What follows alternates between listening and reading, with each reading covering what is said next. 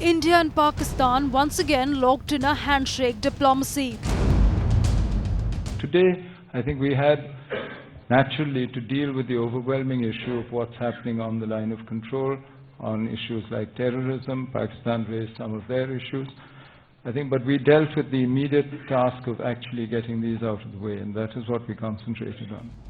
In this much hyped meet, India claimed that terror topped the agenda, with the Prime Minister pushing for ceasefire restoration and breaking up 26/11 Mumbai attack in the meet.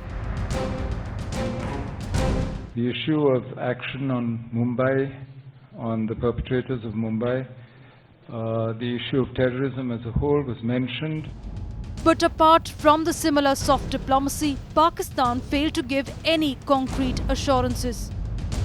Timeline was put on when these violations can stop. No timeline was put on the DGMO's report on this issue. Now, invitations were extended on both sides, both on the Prime Minister Manmohan Singh's side as well as the Pakistani Prime Minister Nawaz Sharif's side to visit India, but no timeline on that as to when the next meetings might happen. For those people who seem to have the illusionary view that the Prime Minister of Pakistan can actually deliver at this point of time, having circumvented the clout of Rawalpindi, the army headquarters, and also the intelligence agencies, is expecting too much from Nawaz Sharif.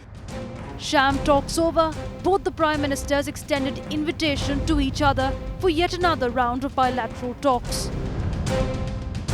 No breakthrough was expected and none came out of the India-Pakistan talks held in New York.